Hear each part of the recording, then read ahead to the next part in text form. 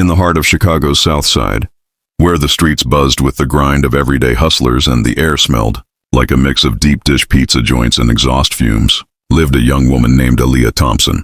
She was 22, scraping by as a part-time barista at a dingy coffee shop that barely paid the bills for her tiny apartment shared with her grandma. Aaliyah was black, with curly hair she tied back in a ponytail most days, and eyes that held stories of a life full of not quites, not quite enough money, not quite enough opportunities, not quite fitting into the shiny world beyond her block. But she had grit, the kind that came from dodging evictions and dreaming big despite the odds stacked, like the skyscrapers downtown. One rainy afternoon in late fall, Aaliyah was walking home from her shift, her sneakers squishing through puddles that reflected the gray sky. She cut through an abandoned lot near the old warehouse district, a shortcut she took to avoid the catcalls on the main drag. That's when she heard it, a muffled thumping, like someone banging on metal. From inside one of the junked cars piled up like forgotten toys. At first she thought it was her imagination or maybe some kids messing around. But the noise persisted, desperate and rhythmic. "Yo, anybody there?" she called out, her voice echoing off the rusted hulks. No answer.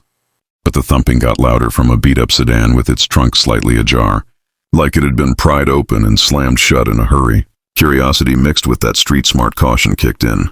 She glanced around, no one in sight, and approached, her heart pounding like a bass drop at a club. With a creak, she popped the trunk fully open. Inside, bound with duct tape over his mouth and zip ties around his wrists and ankles, was a man who looked straight out of a Forbes magazine spread. White guy, mid-40s, sharp suit now torn and dirty, expensive watch glinting under the dim light.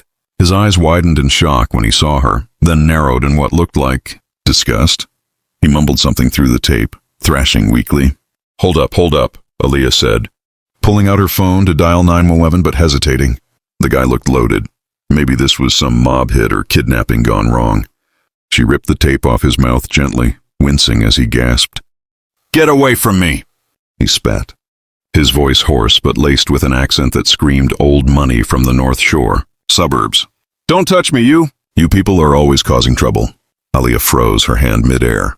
"Excuse me? I just found your ass tied up in a trunk, and that's the thanks I get." "Who the hell are you?" He struggled to sit up, glaring at her with blue eyes full of fire.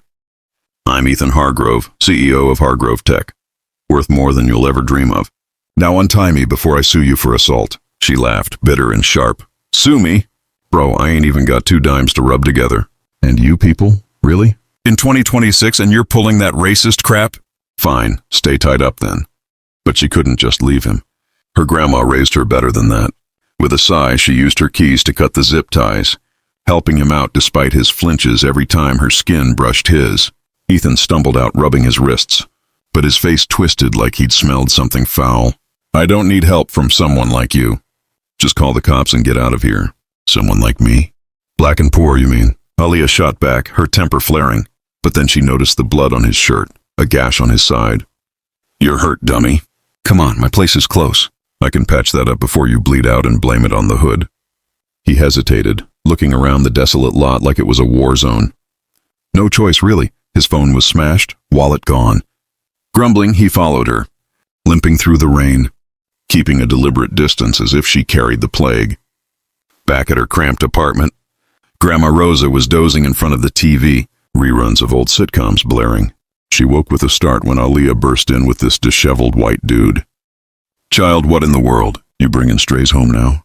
"He's not a stray, Grams. Found him locked in a trunk. Name's Ethan and he's a real piece of work." Aaliyah grabbed the first aid kit from the bathroom, ignoring Ethan's stares at the peeling wallpaper and stack of unpaid bills on the table. As she cleaned his wound, a shallow knife cut, Ethan winced but kept his mouth shut at first. "Then, how do you live like this?" "This place is a dump." Grandma Rosa chuckled from her chair. "Better than being dead in a trunk, honey. You want to tell us who did this to you?" Ethan leaned back, his arrogance cracking a bit under the pain. "Business rivals. They grabbed me after a meeting, demanding I hand over company secrets. Tech espionage, worth billions. They left me there to rot. Figured no one would find me in this neighborhood." Aaliyah rolled her eyes while bandaging him. "Yeah, 'cause us folks in the South Side are invisible, right? Nobody cares about what happens here. But guess what? I did find you, and now you're safe." No thanks to your attitude. He looked at her then, really looked, but his expression was still guarded, like he was calculating her worth. Why help me? What's in it for you? She shrugged. Ain't always about the bag. Sometimes it's just the right thing. But if you're offering, I could use a new coffee machine at work. Mine's busted. For the first time, a ghost of a smile crossed his face, but it vanished quick. The cops arrived soon after, sirens wailing. Ethan gave his statement, mentioning Aaliyah only in passing, like she was an afterthought. As they carted him off to the hospital, he tossed her a business card from his pocket. Call if you need anything, but don't expect miracles. Grandma Rosa chuckled from her chair. Better than being dead in a trunk, honey. You want to tell us who did this to you? Ethan leaned back, his arrogance cracking a bit under the pain. Business rivals. They grabbed me after a meeting, demanding I hand over company secrets. Tech espionage, worth billions. They left me there to rot. Figured no one would find me in this neighborhood. Aaliyah rolled her eyes while bandaging him. Yeah, 'cause us folks in the South Side are invisible, right? Nobody cares about what happens here. But guess what? I did find you, and now you're safe. No thanks to your attitude. He looked at her then, really looked, but his expression was still guarded, like he was calculating her worth. Why help me? What's in it for you? She shrugged. Ain't always about the bag. Sometimes it's just the right thing. But if you're offering, I could use a new coffee machine at work. Mine's busted. For the first time, a ghost of a smile crossed his face, but it vanished quick. The cops arrived soon after, sirens wailing. Ethan gave his statement, mentioning Aaliyah only in passing, like she was an afterthought. As they carted him off to the hospital, he tossed her a business card from his pocket. Call if you need anything, but don't expect miracles. Aaliyah pocketed it, thinking that was the end. But the next day, her phone blew up. News outlets were calling. Hero barista saves tech mogul. Viral videos of the rescue. Turns out a nearby security cam caught it. Ethan's company PR spun it into a feel-good story. But Aaliyah knew the truth. His initial reaction was pure prejudice. Weeks passed and life flipped. Ethan, recovering in his lakeside mansion, couldn't shake the image of Aaliyah's face. Not just her saving him, but how she'd called him out. Guilt gnawed at him. He'd grown up in a bubble of privilege, where diversity was a buzzword in board meetings, not real life. His family had old ties to discriminatory clubs, whispers of redlining in their real estate past. But now, facing his own vulnerability, cracks formed in his worldview. He reached out, offering her a job at Hargrove Tech, entry level, but with training. Consider it repayment, his email said. Aaliyah, skeptical, accepted. Ain't turning down a chance to level up, she told Grams. At the office, towering glass in the loop, Aaliyah felt like an outsider. Whispers followed her. Affirmative action hire? She's just here 'cause she saved the boss. Ethan kept his distance at first, but in meetings he'd defend her ideas sharply. She's got street smarts you Ivy Leaguers lack, he'd snap at doubters.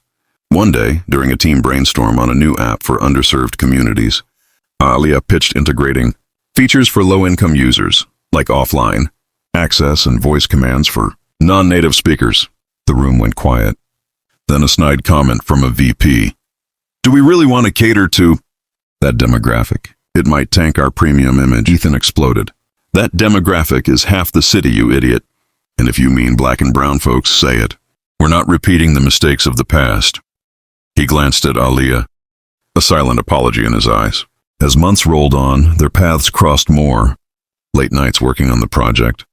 Ethan opened up about his upbringing, sheltered, with parents who casually dropped slurs at dinner parties. I never questioned it until you pulled me out of that trunk. Your face, it wasn't what I expected a hero to look like. Made me see my own bullshit. Aaliyah nodded, sharing her stories. Stopped by cops for looking suspicious. Denied loans, cause of her zip code. Racism ain't just words, it's systems. But people can change if they want to. Tension built as rivals from the kidnapping resurfaced. Hacking Hargrove's servers. Leaking emails that exposed Ethan's family's racist history. The media frenzy hit. Billionaire's dark past, saved by the woman he'd ignore.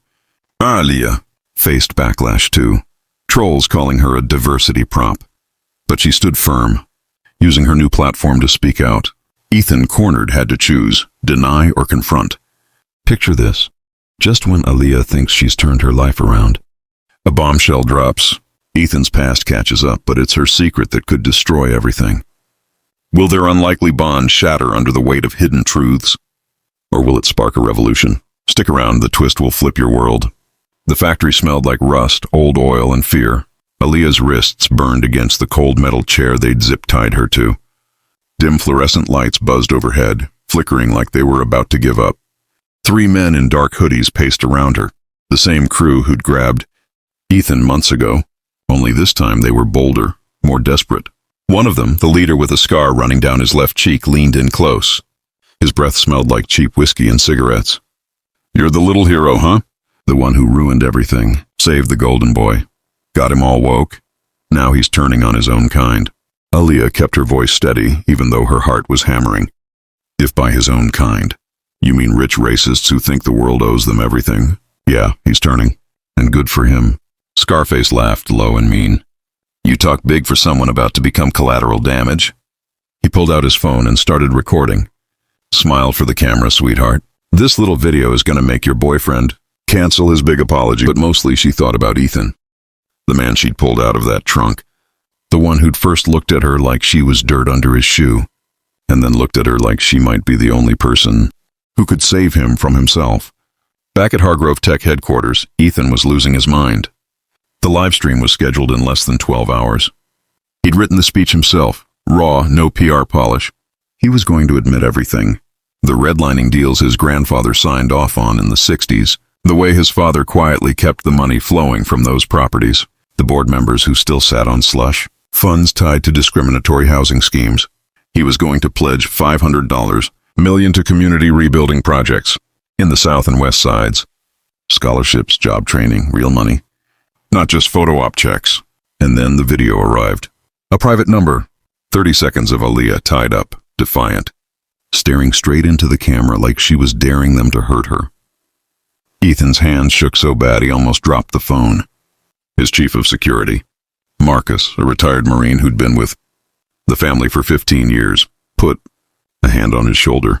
"We've got the IP trace. They're in an old steel mill off 47th. SWAT is 30 minutes out." 30 minutes is too long, Ethan snapped. "They'll kill her before then." Marcus looked at him hard. "You going in there yourself?" Ethan didn't answer. He just grabbed his coat and the keys to the blacked-out Escalade he never drove.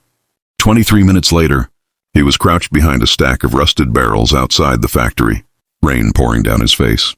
He had no gun. He'd never even held one. But he had something better: rage, guilt, and the kind of love he didn't even know he was capable of until it was almost too late. Inside, Scarface's phone rang. He answered, listened, then cursed. "Boss says we're moving her now. Change of plans." He cut Aaliyah's ties, yanked her up. "Time to go, princess."